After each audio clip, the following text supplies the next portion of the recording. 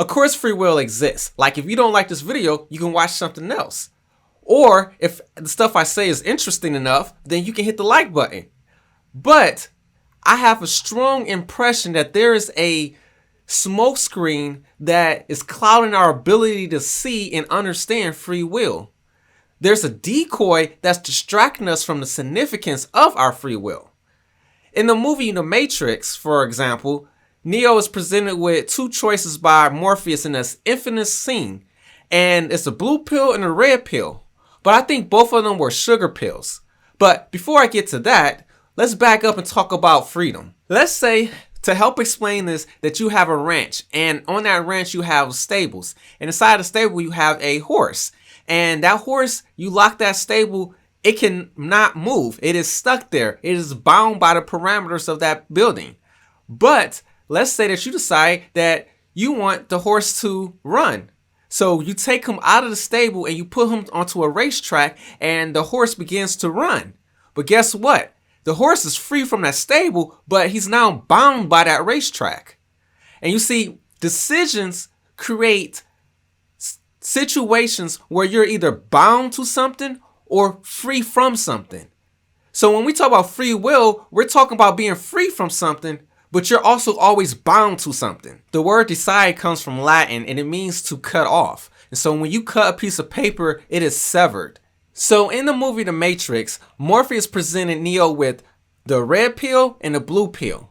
And as I said before, I believe that both of them were sugar pills. And the reason being is because what Morpheus was getting Neo to do was to make a decision. It's not that the pills had powers in and of themselves. It was the decision to cut off the other possibilities. And so when he decided to either take the one pill or the other one, he was unconsciously making a decision not to choose the other one, which means he's bound by whatever he chose and he's free from whatever else he had. So you may be wondering, why does this even matter anyway? Well, it matters because we are bound by our decisions, and our decisions are bound by our beliefs. And this happens because our subconscious mind will not allow us to act and behave in a way that is inconsistent with our core beliefs for a long period of time. What happens is we begin to self-sabotage. Said another way, it's like our mind is a supercomputer that can only do the functions of its programming. While it's true our beliefs can be right or wrong, that is the decoy. What I want to draw your attention to is that there are external factors that are affecting us negatively. And when we realize them, we are bound to make a decision. It's like the horse in the stable, and there's a fire on the racetrack. The horse is not aware of the fire, and this doesn't directly affect them. But if there was a fire to break out inside of the stable with the horse is bound to act. So here's the nugget of truth. When you realize that you are being lied to and that you're being manipulated by a system, you are now free from that lie mentally, but you're now bound mentally to make a decision about what you're going to do about it. So, for instance, we have great teachers, but a terrible school system that teaches us to operate inside of their system rather than teaching us how to learn. And once you see that and connect the dots, you're now obligated to make a decision about, are you going to take responsibility for your own learning?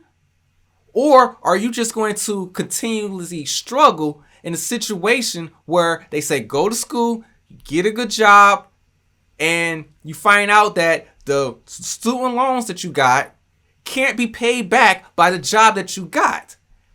And so you have to figure out a way to do something about it because the system is broken and lied to you.